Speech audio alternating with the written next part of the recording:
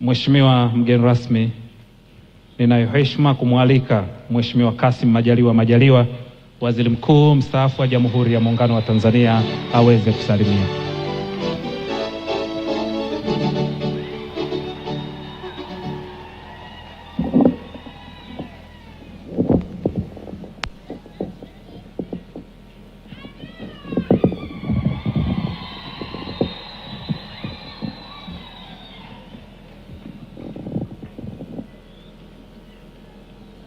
Tumsifu Yesu Kristo. Bwana Yesu asifiwe sana. Assalamu alaikum. Mheshimiwa Balozi Dr. Emmanuel Nchimbi, Makamu wa Rais wa Jamhuri ya Muungano wa Tanzania, Mheshimiwa Dr. Hussein Ali Hussein Mwinyi, Rais wa Zanzibar na Mwenyekiti wa Baraza la Mapinduzi, natambua leo tunaye mama yetu Mama Janet Magufuli, mjane wa marehemu wa hayati Dr. John Pombe Magufuli pamoja na familia yake. Tunao viongozi wa kitaifa mbalimbali, tunao pia wastaafu, tunao viongozi wa dini, mababa askofu. Natambua uwepo wa Alhaji Sheikh Jongo, mjumbe wa Baraza la Ulama kutoka BAKWATA akimwakilisha Sheikh Mkuu na Mufti wa Tanzania, mapadre wote, shehe wa mkoa na viongozi wa dini mbalimbali, waheshimiwa mawaziri mlioko hapa, Mheshimiwa Daniel Siro,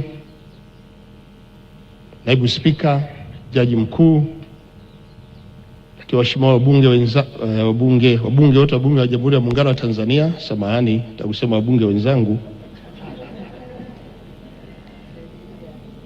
na wananchi wote wa hapa wilayani Chato, mkoani Geita, na Watanzania wote ambao wanafuatilia tukio hili kupitia vyombo vya habari. Najua tumepewa muda mfupi wa kuzungumza, lakini moyo wangu utulie, niseme kwanza kwa kumshukuru Mama Janet Magufuli kwa kunialika mimi na Mama Majaliwa. Tumekuja kutoka Ruangwa, Lindi, wana Lindi, Mtwara wanakusalimia sana, wanakutakia kila laheri, na hasa katika kipindi hiki cha kumbukizi ya hayati Dr. John Pombe Magufuli. Leo tunakutana hapa maalum kwa ajili ya kumkumbuka aliyekuwa kiongozi wa taifa hili, aliyekuwa rais wa Jamhuri ya Muungano wa Tanzania awamu ya 5, mpendwa wetu hayati Dr. John Pombe Magufuli, baba wa taifa, alipokuwa analihutubia taifa kwenye kifo cha aliyekuwa waziri mkuu hayati Edward Moringe Sokoine mwaka 1984, alisema tutamkumbuka marehemu Sokoine si tu kwa sababu alikuwa mchapakazi, kwa sababu wako watu wengine wanachapa kazi. Tutamkumbuka hayati Moringe Sokoine si tu kwa sababu ya akili yake, kwa sababu watu wengi wana akili zao, lakini tutamkumbuka Moringe, hayati Edward Sokoine, kwa sababu alikuwa mzalendo. Wakati wale walikuwa wachapakazi na akili nyingi, hawakuwa wazalendo. Na tutamkumbuka Edward Moringe Sokoine kwa sababu alikuwa na busara, hekima katika kutekeleza wajibu wake. Wakati wengine waliokuwa wanaweza kuchapa kazi hawakutumia busara na hekima katika kufanya kazi zao. Naomba kunukuu, leo hii tuko hapa kwenye kumbukizi hii, hatuwezi kujitenga na sifa hizi kwa hayati Dr. John Pombe Magufuli. Alikuwa mchapakazi, alikuwa na akili za ndani ya darasa, lakini pia hata nje katika kutekeleza majukumu yake. Alikuwa ni kiongozi mzalendo. Uzalendo unajengwa na uwajibikaji, uaminifu, uadilifu, lakini pia kupenda maendeleo na matokeo ya kazi hizo. Huu ndio uzalendo. Hayati yeye alikuwa ni mtu mkweli, lakini pia alikuwa hana mzaha katika mambo yake na ni mkali. Alikemea maovu, wezi wala rushwa, wabadhirifu wa mali za umma, na yule ambaye hakufuata misingi hii aliachana naye. Huu ndio ulikuwa utaratibu wake. Leo pia tunamkumbuka hayati Dr. John Pombe Magufuli.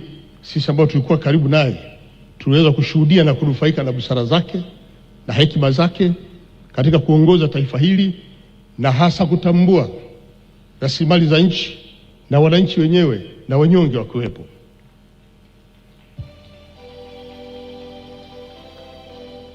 Marehemu hayati Dr. John Pombe Magufuli alikuwa mwalimu pia. Sisi ambao tumekaa jirani na yeye kwa kipindi kirefu toka anaanza jukumu lake mpaka anatangulia mbele za haki, tulijifunza mengi. Tulikuwa na Mheshimiwa Dr. Samia Suluhu Hassan, Rais wa Jamhuri ya Muungano wa Tanzania, sasa akiwa makamu wa rais, lakini ilikuwepo pia na mie pia Mheshimiwa Dr. Mwinyi amefanya naye kazi, Rais wa Zanzibar. Tulijifunza mengi kutoka kwake katika kipindi chake, na hii ndio imepelekea mpaka alipotangulia mbele za haki na Mheshimiwa Dr. Samia Suluhu Hassan kuingia madarakani, kutokana na elimu aliyoipata na kutambua malengo aliyokuwa ameyaweka, imemsaidia na imemwezesha Mheshimiwa Dr. Samia Suluhu Hassan kutekeleza miradi yote ya kimkakati iliyoachwa na marehemu. Baba Askofu alipokuja hapa ameeleza vizuri ile miradi ambayo iliachwa, na ile yote tunaendelea kuitumia sasa ni kwa sababu Mheshimiwa Dr. Samia Suluhu Hassan ameitekeleza na anaendelea kutekeleza. Hii ni manufaa ya ualimu ambao ametuachia hayati Dr. John Pombe Magufuli. Leo tukiwa hapa tunatambua kwamba Watanzania, Wanageita, Wanachato, tunajiona kabisa kwamba tumempoteza. Hatunaye. Nataka niwaambie tunaye, yupo kwenye mioyo yetu.